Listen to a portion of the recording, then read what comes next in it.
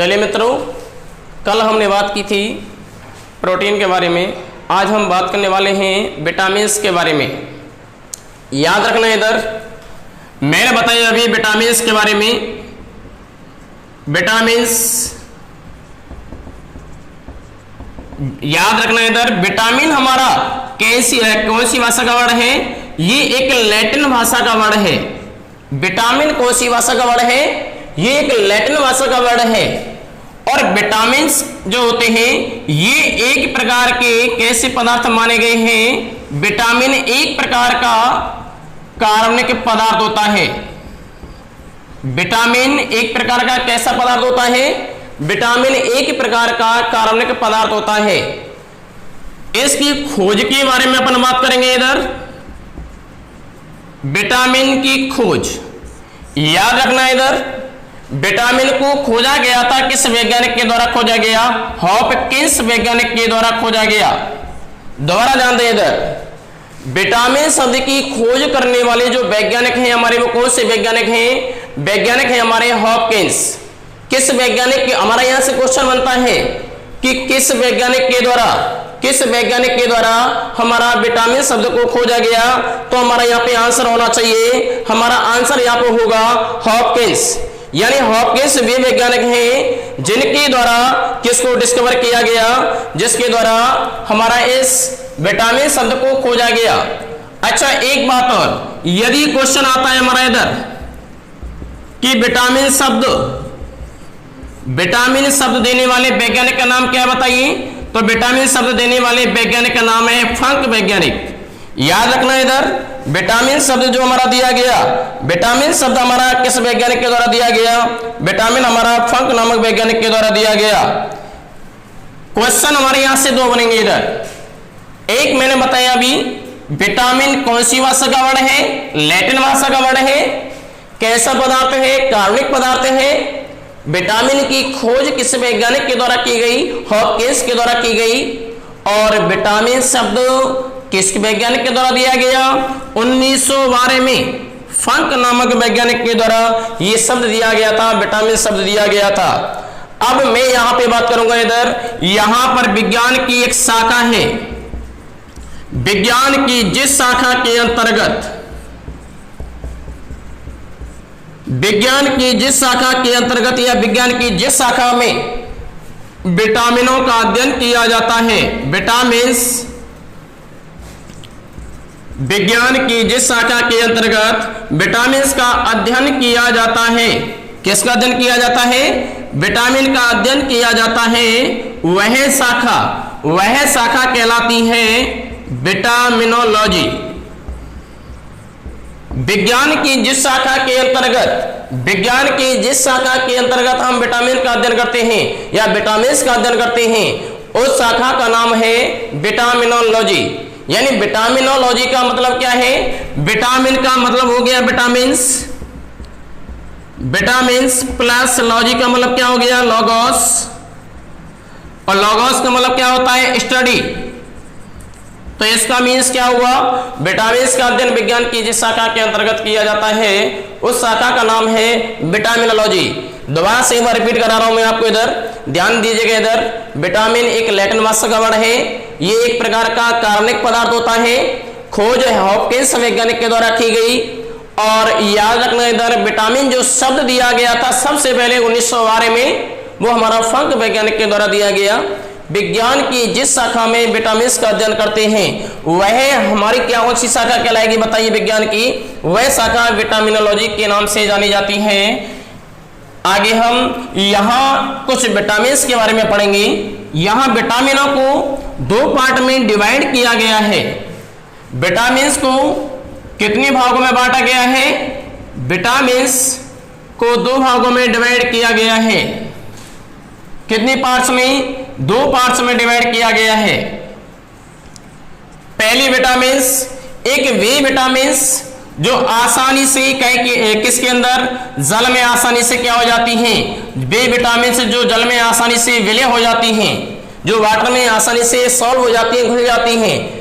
ऐसी विटामिन क्या है? जल में विलय विटामिन्स कहलाती हैं। और ये विटामिन हमारी कौन कौन सी विटामिन हैं? बी और सी। विटामिन बी और विटामिन सी।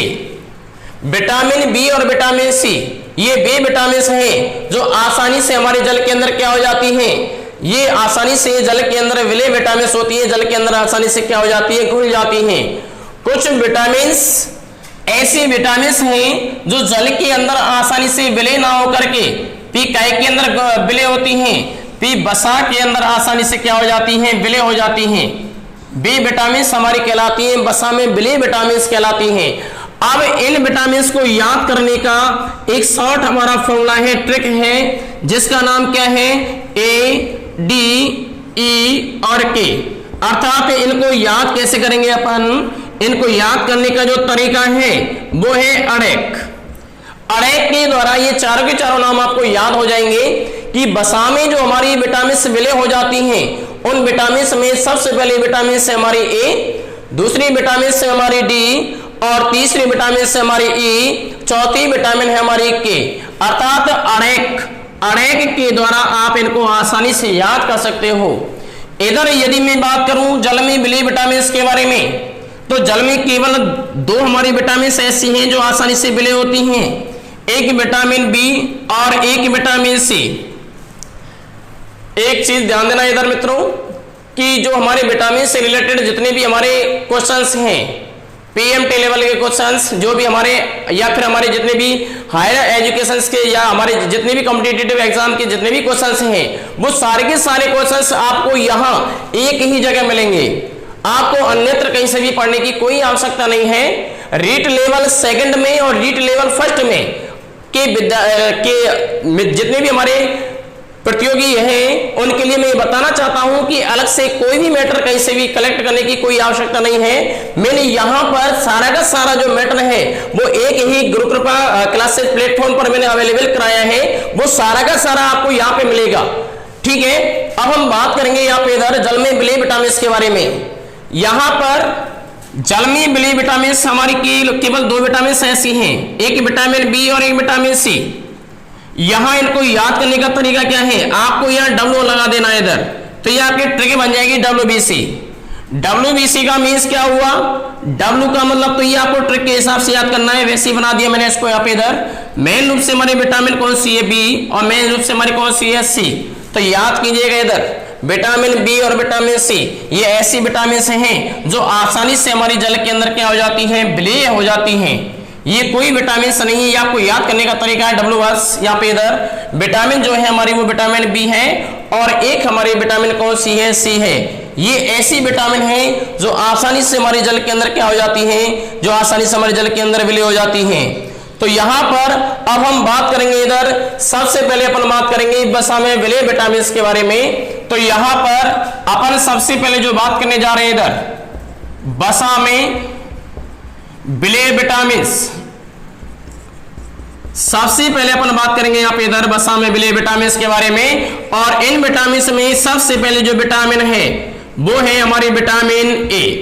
सबसे पहले अपन बात करेंगे यहाँ पे इधर विटामिन ए के बारे में। एक बार मैं पुनः आपको रिपीट कर रहा हूं इधर कि जो विटामिन है उन विटामिन को हमने कितनी कैटेगरी में डिवाइड किया, दो कैटेगरी में डिवाइड किया, एक जल में विलय विटामिन और एक हमारा है वसा में विलय विटामिन। जल में विलय विटामिन हमारी दो हैं, एक विटामिन बी है और एक विटामिन सी है। और यदि मैं बात करता हूं वसा में विलय विटामिन के बारे में, तो वसा में विलय विटामिन हमारी 4 हैं। इनको याद करने का तरीका भी मैंने आपको यहाँ पे लिखा हुआ है, अड़ेक के द्वारा इनको याद किया जा सकता है। अड़ेक में सबसे पहले है ए डी ई के, ये 4 विटामिन ऐसी हैं जो हमारी वसा में विलय विटामिन हैं। अब चलते हैं हम आगे की तरफ, यहां बात करेंगे हम आगे की तरफ। सबसे पहले हम पढ़ेंगे वसा में विलय विटामिन के बारे में और उसमें सबसे पहला विटामिन है हमारा विटामिन ए। ये विटामिन ए बहुत ज्यादा इंपॉर्टेंट विटामिन है, आप इसका स्क्रीनशॉट ले सकते हो। हम कंटिन्यू करेंगे इस टॉपिक को, विटामिन ए को। अब हम यहां पे पढ़ने वाले हैं विटामिन ए के बारे में। सबसे पहले मैं बताना चाह रहा हूं आपको इधर विटामिन ए, विटामिन ए यहां पर सबसे पहले अपन पढ़ेंगे विटामिन ए। विटामिन ए का जो हमारा रासायनिक नाम है विटामिन ए का जो रासायनिक नाम है, विटामिन ए का रासायनिक नाम होता है रेटिनॉल। विटामिन ए का क्या जो केमिकल नेम होता है, विटामिन ए का जो केमिकल नेम होता है वो हमारा क्या है, वो हमारा है रेटिनॉल। और याद रखना इधर इसका यदि स्रोत के बारे में यदि अपन बात करें, स्रोत सर्वाधिक मात्रा में जो विटामिन ए की मात्रा पाई जाती है, सर्वाधिक मात्रा में विटामिन ए की मात्रा किसके अंदर पाई जाती है, गाजर के अंदर। सर्वाधिक मात्रा में जो हमारा विटामिन ए की मात्रा पाई जाती है, विटामिन ए की मात्रा सर्वाधिक मात्रा में गाजर के अंदर पाई जाती है। और यदि अपन बात करें गाजर का जो हमारा साइंटिफिक नेम है, वैज्ञानिक जो नाम है, यह हमारा जो वानस्पतिक नाम है, गाजर का जो हमारा वानस्पतिक नाम है वो है डॉकस कैरोटा। गाजर का जो हमारा साइंटिफिक नेम है वो कौन सा है, गाजर का साइंटिफिक नेम होता है डॉकस कैरोटा। गाजर के अंदर सर्वाधिक मात्रा में कौन सी विटामिन पाई जाती है, डॉकस कैरोटा जो होता है गाजर, उसके अंदर सर्वाधिक मात्रा में कौन सी विटामिन पाई जाती है, उसके अंदर विटामिन पाई जाती है डॉकस कैरोटा पाई जाती है। एक हमारा राष्ट्रीय टीकाकरण अभियान, देखो मैंने बताया था गाजर के अलावा दूध है या अन्य स्रोत, इन सभी के अंदर हमारी क्या प्राप्त होती है हमें बताइए, इन सभी से हमें क्या प्राप्त होती है, विटामिन ए सर्वाधिक मात्रा में जो मिलेगी वो किससे मिलेगी, गाजर से। इसके अलावा अन्य पदार्थों से भी हमें क्या मिलती है, विटामिन ए मिलती है, जिसमें मूली वगैरह भी आ जाएंगे हमारे इधर। चलो इधर बात करते हैं अपन। इधर आपने पढ़ा होगा राष्ट्रीय टीकाकरण अभियान, राष्ट्रीय टीकाकरण अभियान। इस राष्ट्रीय टीकाकरण अभियान में याद रखना इधर जो दवा पिलाई जाती है, राष्ट्रीय टीकाकरण अभियान के दौरान जो दवा पिलाई जाती है उसके अंदर जिस विटामिन की अधिकता पाई जाती है वो विटामिन ए की खुराक पिलाई जाती है। राष्ट्रीय टीकाकरण अभियान में जो दवा पिलाई जाती है वो कौन सी दवा होती है, वो हमारी विटामिन ए की दवा होती है। और इस दवा को किसके रोग से बचाव के लिए पिलाया जाता है, इसको खसरा रोग के बचाव के लिए राष्ट्रीय टीकाकरण अभियान में जिस विटामिन की खुराक पिलाई जाती है वो खुराक कौन सी है, वो है खुराक विटामिन ए की। तो याद रखना इंपॉर्टेंट क्वेश्चन बनता है हमारा यहां से इधर कि विटामिन ए की जो खुराक पिलाई जाती है राष्ट्रीय टीकाकरण अभियान के दौरान किस विटामिन की खुराक को खसरा रोग के बचाव के लिए दिया जाता है, तो वो हमारा आंसर होगा, हमें टिक लगाना है विटामिन ए पर। यानी विटामिन ए की जो खुराक है वो खसरा रोग के बचाव के लिए राष्ट्रीय टीकाकरण अभियान के दौरान पिलाई जाती है। ये हमें इंपॉर्टेंट क्वेश्चन के रूप में इसको याद रखना है, वेरी वेरी इंपॉर्टेंट लगा देना है इसके ऊपर, क्योंकि यहां से हमारा क्या बनता है, क्वेश्चन बनता है। अब बात हमारी ये आती है कि विटामिन ए जिन क्षेत्रों में विटामिन ए का कोई भी स्रोत नहीं पाया जाता, उन क्षेत्रों में हम विटामिन ए की पूर्ति किस माध्यम से कर सकते हैं बताइए, हम पूर्ति कर सकते हैं गोल्डन राइस जो हमारी चावल की किस्म है। गोल्डन राइस एक हमारी चावल की क्या है, चावल की जो किस्म है जिसका नाम है गोल्डन राइस। गोल्डन राइस के अंदर जिस विटामिन की अधिकता पाई जाती है वो हमारी कौन सी विटामिन है, वो हमारी विटामिन ए है। विटामिन ए की मात्रा हमारी किसके अंदर भी पाई जाती है बताइए, गोल्डन राइस के अंदर सर्वाधिक मात्रा में चावल की जो हमारी प्रजाति है या चावल की जो हमारी किस्म है, इस चावल की गोल्डन राइस किस्म के अंदर भी विटामिन ए की मात्रा पाई जाती है। ये महिला सुपरवाइजर के अंदर अभी हाल ही में जो हमारा एग्जाम हुआ था महिला सुपरवाइजर के एग्जाम में ये क्वेश्चन पूछा गया था, वहां पर विटामिन ए का कोई भी स्रोत नहीं दिया गया, ना गाजर दिया गया, ना मूली को दिया गया, ना अन्य कोई स्रोत दिया गया। उस महिला सुपरवाइजर के एग्जाम में यह क्वेश्चन आया था कि विटामिन ए की जो मात्रा पाई जाती है वो किसके अंदर सर्वाधिक पाई जाती है, तो उसमें हमारा ऑप्शन था गोल्डन राइस। इस गोल्डन राइस के अंदर जो हमारी चावल की किस्म है उसमें हमारी किसकी मात्रा पाई जाती है, विटामिन ए की मात्रा पाई जाती है। अब हम यहां बात करेंगे किसके बारे में, यहां हमारे कुछ रोग हैं उनके बारे में बात करेंगे।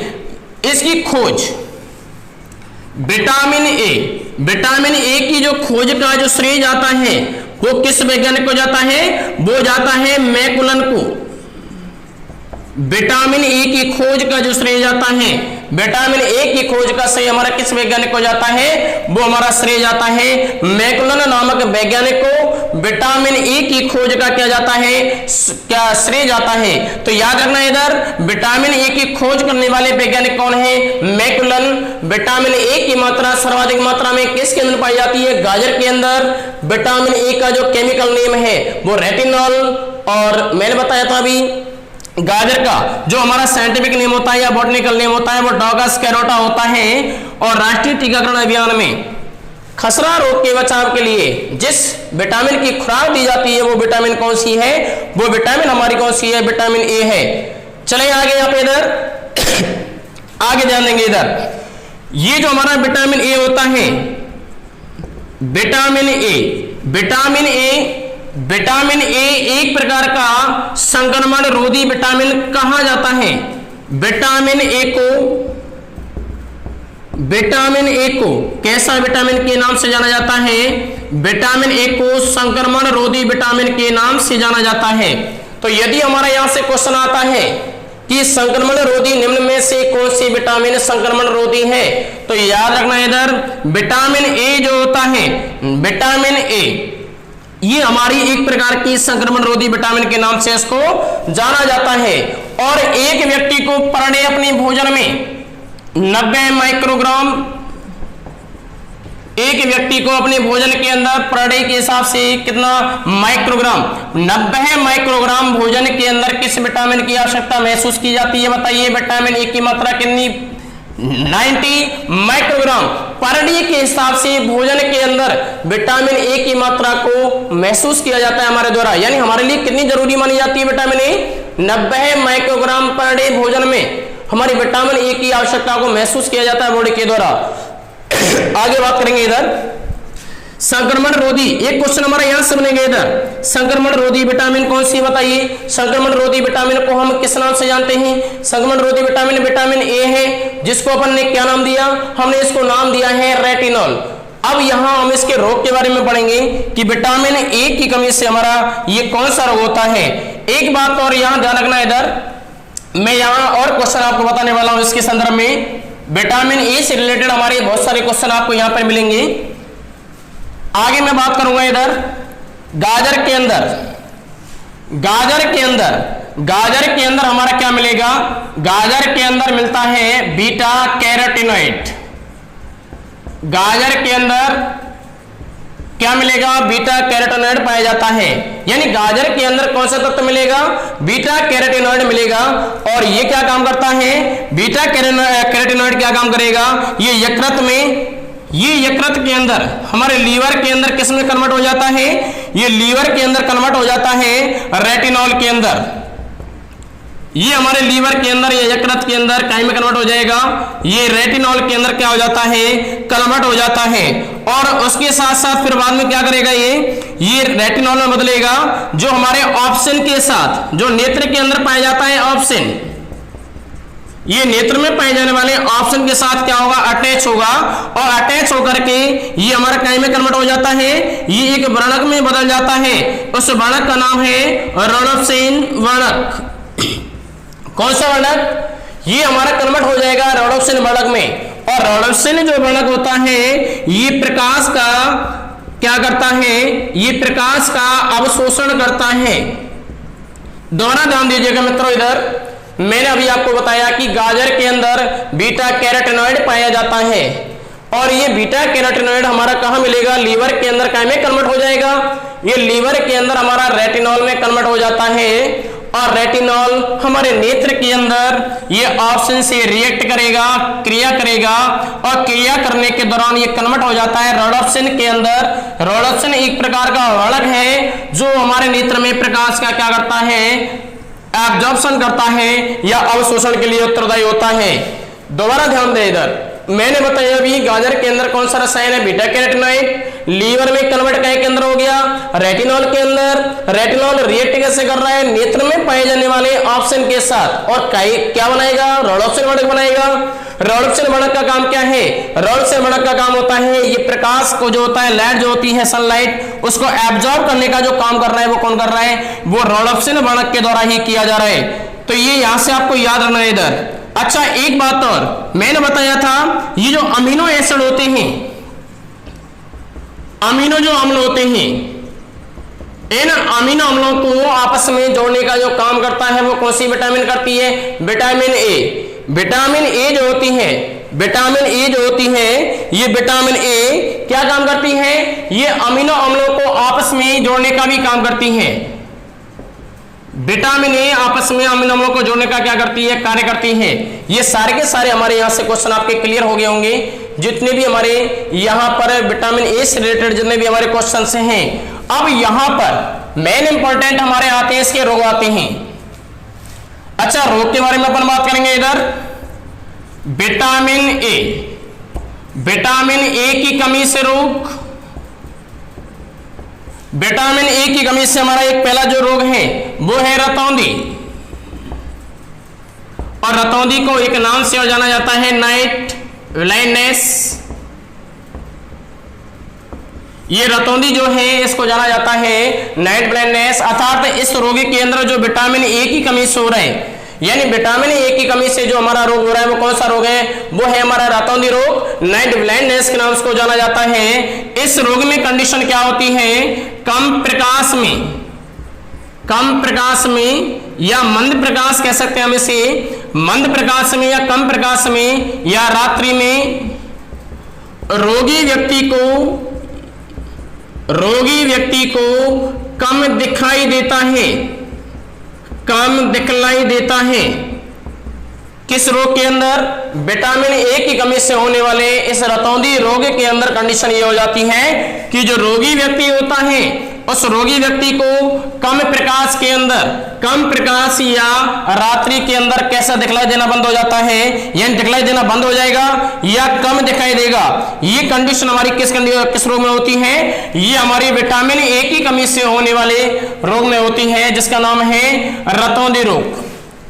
आगे चलते हैं मित्रों, इधर हम बात करेंगे आगे की तरफ। यहां पर जो है हमारा अगला विटामिन अपन लेने वाले हैं इधर, विटामिन डी। विटामिन डी, यहां पर अपना अगला विटामिन है विटामिन डी। विटामिन डी सबसे पहले अपन को पढ़ना होगा इसका विटामिन डी का जो रासायनिक नाम है। विटामिन डी का जो रासायनिक नाम है इसका नाम है कैल्सीफेरॉल। विटामिन डी का जो हमारा नाम है, वो विटामिन डी का जो हमारा रासायनिक नाम है वो हमारा कौन सा है? कैल्सीफेरॉल। और याद रखना इधर विटामिन डी, विटामिन डी का निर्माण, विटामिन डी का निर्माण हमारे शरीर में, विटामिन डी का निर्माण हमारे शरीर में सूर्य के प्रकाश की सहायता से होता है। विटामिन डी का निर्माण हमारे शरीर में सूर्य के प्रकाश की उपस्थिति में, प्रकाश की उपस्थिति में होता है। सूर्य की प्रकाश की उपस्थिति में होता है, यानी विटामिन डी का जो निर्माण होता है वो हमारे बॉडी के अंदर सूर्य के प्रकाश की उपस्थिति में होता है। आपको मालूम होना चाहिए कि हमारी त्वचा के अंदर या हमारे शरीर में जो कोलेस्ट्रॉल पाया जाता है, हमारे शरीर में जो कोलेस्ट्रॉल पाया जाता है, ये कोलेस्ट्रॉल जो होता है ये सूर्य से आने वाली, ये मैंने सूर्य बना दिया इधर, सूर्य से आने वाली जो हमारी यूवी रेज होती है, याद रखना मित्रों इधर, यूवी रेज हमारी 3 प्रकार की होती हैं। यूवी रेज कितने प्रकार की होती है? 3 प्रकार की होती है। अल्ट्रावायलेट रेज जो होती है, जो परावैंगनी विकिरण होती है, वो कितने प्रकार की होती है? 3 प्रकार की होती है। और याद रखना इधर, ये परावैंगनी किरणें जो सूर्य के प्रकाश के अंदर मौजूद रहती हैं, ये परावैंगनी किरणें जो होती हैं इनका लगभग कितना परसेंट हिस्सा, इनका लगभग 7% भाग ही हमारी पृथ्वी पर आता है। बाकी का जो हिस्सा है वो हमारा इस ओजोन की जो लेयर होती है या ओजोन परत के द्वारा बाकी का जो हिस्सा होता है, ये परावैंगनी विकिरणों का जितना भी हमारा 93% हिस्सा है वो यूवी रेज का 93% जो हिस्सा होता है वो ओजोन परत के द्वारा एब्जॉर्ब कर लिया जाता है। केवल 7% भाग ही ऐसा होता है यूवी रेज का जो हमारे यहाँ पृथ्वी पर आता है। अब याद रखना इधर यूवी रेज का जो 7% भाग है ये क्या काम करेगा, ये कोलेस्ट्रॉल जो होता है जो हमारी स्किन के अंदर या हमारी बॉडी के अंदर जो हमारा कोलेस्ट्रॉल की जो मात्रा पाई जाती है, ये कोलेस्ट्रॉल का क्या करेगा, ये अपघटन करेगा और किस में कन्वर्ट कर देगा, ये विटामिन डी में क्या करेगा, इसको कन्वर्ट करने का काम करता है।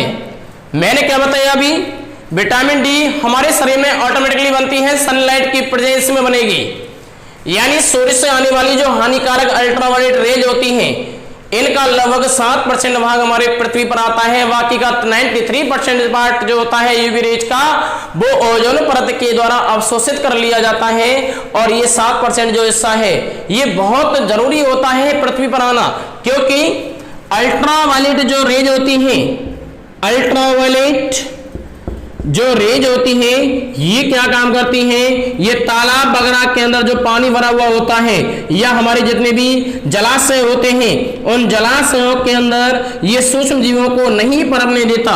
अल्ट्रावायलेट रेज का हमारे जीवन में बहुत ज्यादा योगदान है, लेकिन याद रखना इसकी अत्यधिक मात्रा जो होती है वो कैंसर कारक होती है। त्वचा संबंधी कैंसर हमारा जो होता है वो हमारा इसी अल्ट्रावायलेट रेज या परावैंगनी विकिरणों की सहायता से ही होता है।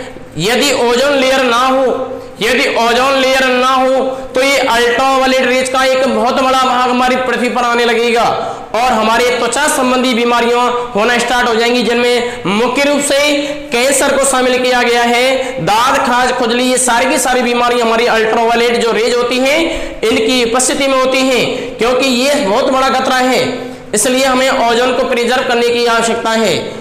चले मित्रों, इधर हम बात कर रहे थे इधर विटामिन डी के बारे में, तो यहाँ विटामिन डी से रिलेटेड मैंने क्वेश्चन आपको बताया अभी कि विटामिन डी जो होता है ये हमारी हड्डियों को क्या करता है, ये हमारी बोन्स, विटामिन डी हमारी बोन्स या हड्डियों को मजबूत रखने में क्या है, सहायता करता है या मजबूती प्रदान करता है हमारी हड्डियों के लिए।